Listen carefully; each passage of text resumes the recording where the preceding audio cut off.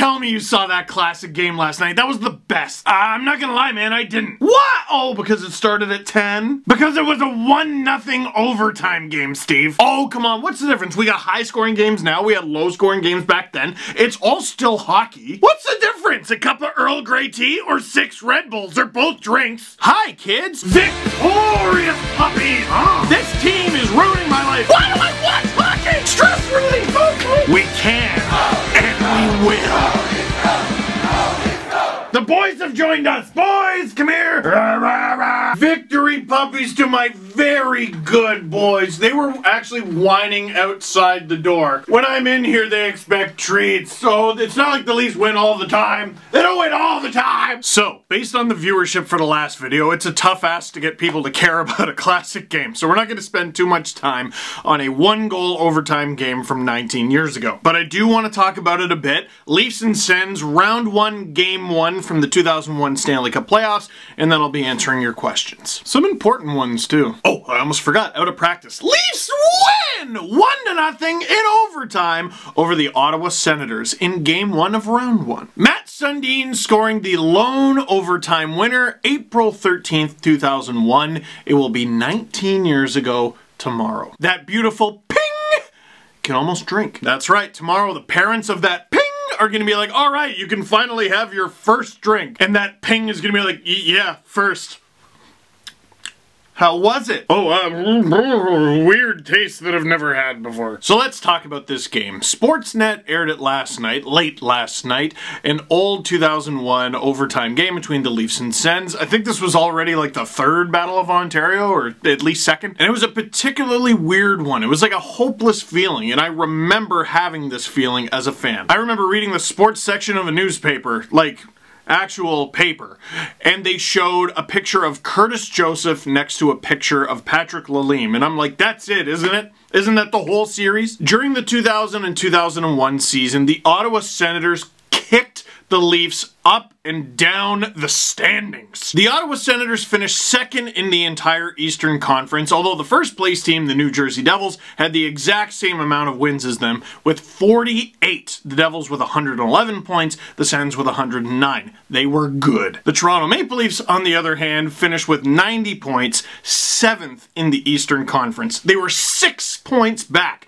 of the 6th place Pittsburgh Penguins. This is back when the standings used to make sense, by the way. The Carolina Hurricanes finished with 2 fewer points than the Leafs with 88, and the Bruins, who didn't make the playoffs at all, 88 as well. So basically the Leafs only finished 2 points up on a playoff spot. So the Leafs are playing one of the best teams in the Eastern Conference, one of the best teams in the league. They barely squeaked into the playoffs themselves, and in a head-to-head matchup, the Sens killed the Leafs at every opportunity. How the hell are they going to win? The way it comes down to, for so many teams who are outmatched by their opponents, they basically gotta rely on the goalie. This has been a pretty consistent theme throughout my life. Relying heavily on Felix Potvin, relying heavily on Curtis Joseph, on Ed Belfour, on James Reimer, on Frederik Andersen. You'll notice that between Belfour and Reimer, I skipped a bunch of years. The first game of this series, the first period of this series, Curtis Joseph had to show the Sens they were going to have a bad time. And the Leafs are holding on all right until the end of the first period. Brian McCabe does not have his stick at all. Pandemonium in front of the Leafs net, and Marian Hossa pounces. That's right, a 21-year-old Marian Hossa passes it in front to a wide open Eric Lacroix.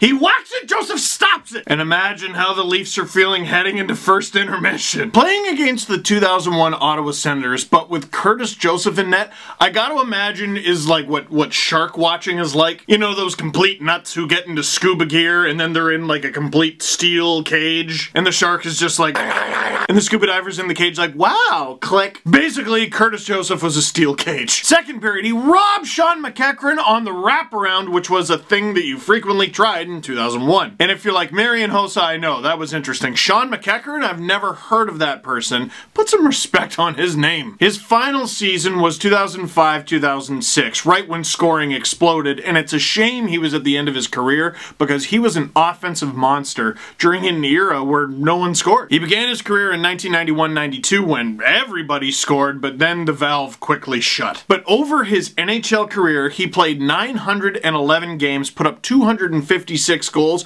and 579 points. That was a lot to remember all at once. I had to cheat. Sean McEachern hit at least 50 points in a season in his NHL career 6 times, including a career-high 72 in this season where this game happened, 2000-2001. The Senators had 4 players hit over 70 points that season. The Leafs only had 1, Matt Sundin with 74. No other player even hit 60. Gary Roberts was second on the Leafs in scoring with 53. He was 21 points behind Matt Sundin.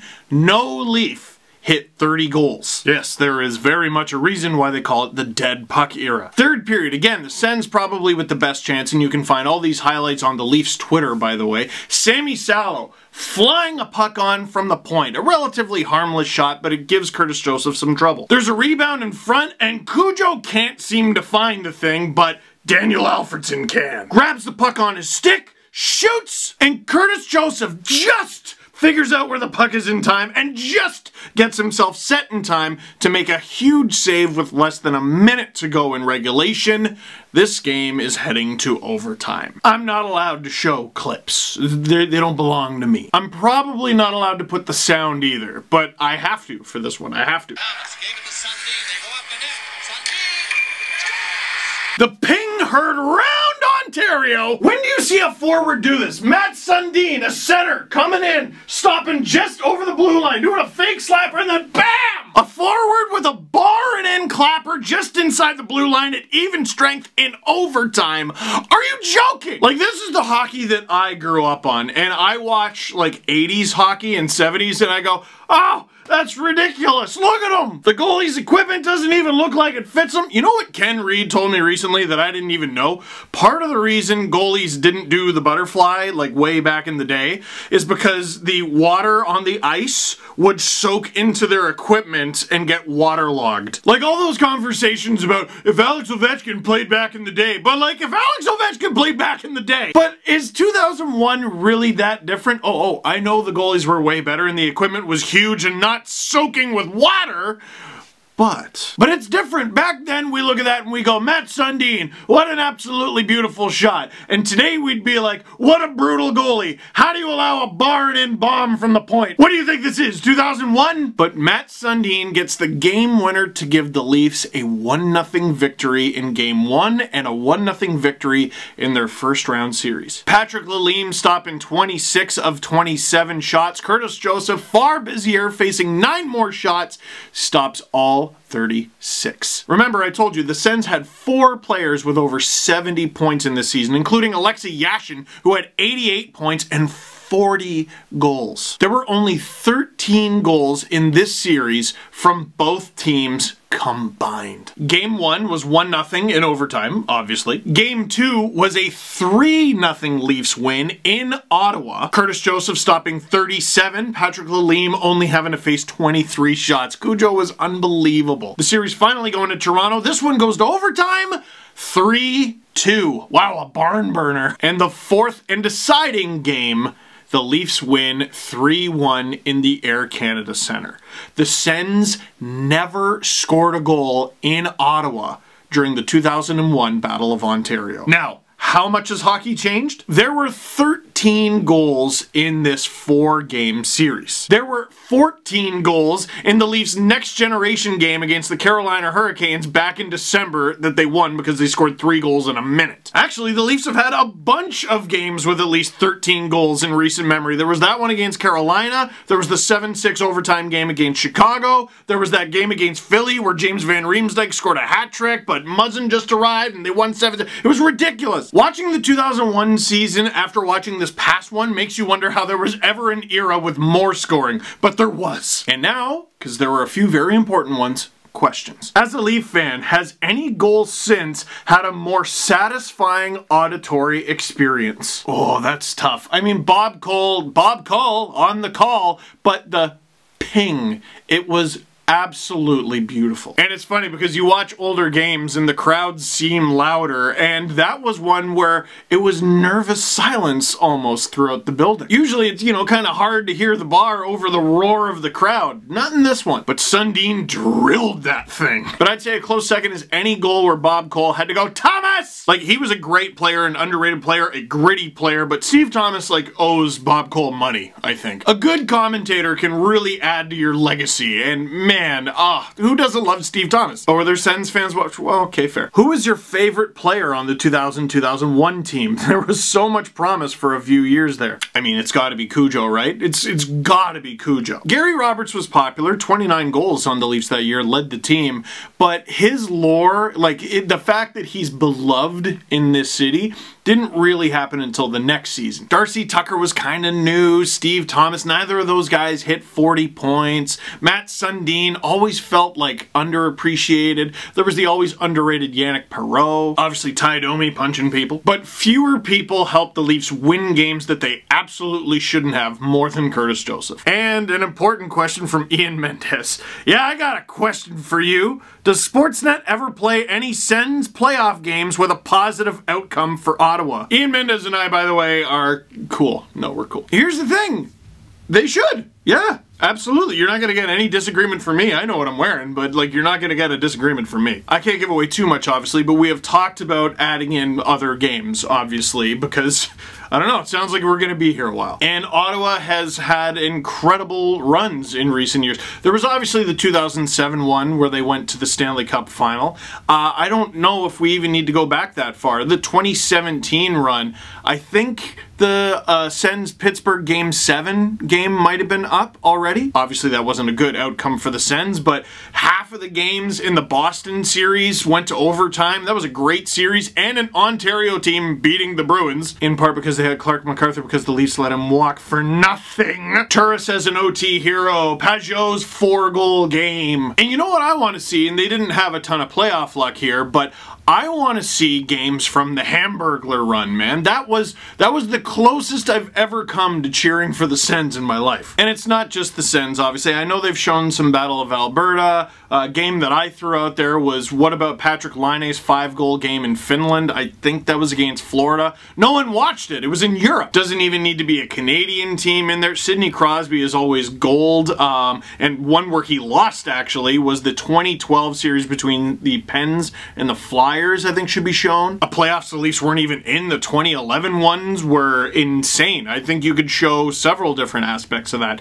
The Dragon Slayer game, the Canucks and Blackhawks, anything from the 2011 Stanley Cup final between the Bruins and the Canucks. Anything from the Bruins run at all. They went to Game 7 3 times, and one was against Montreal, and I think that one went to overtime. For Leafs Sens, I said that game where Daniel Alfredsson scored the controversial goal when Darcy Tucker was down on the ice. The great thing about the 100+ years of NHL history is there's that much. There's tons of playoff games, there's tons of non-playoff games that have had crazy significance. The one I keep fighting for is the 1997 blood feud between the Red Wings and the Avalanche. Come on. And I will also say this.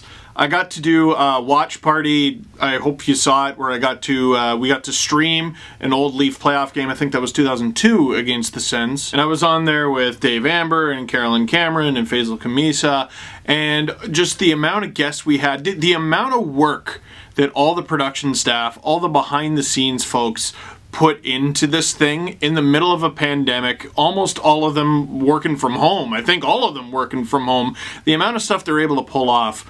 I've always respected my coworkers. I've reached a new level that we're able to pull anything off during all this garbage. I know everyone behind the scenes is doing the best with what they got. They've done a good job so far. There's been talks about getting different kinds of games in there, different teams, more recent, certainly, than 2001, and even much older. So if you're wanting more Sens games with playoff success, I'm 100% on board with you. I want to watch anything. All right, Ian? And one last thing I want to say, just my deepest condolences to Colby Cave and his family. That was just an unbelievably tragic story from yesterday. I don't even know what to say. Yesterday, Colby's wife posted one of the most heartbreaking things I've ever read, ever. And not that you need an excuse to, but today maybe call your loved ones and Tell them you love them. That is it for this one. Thank you very much for watching. Click like if you like this video. Click subscribe if you really liked it.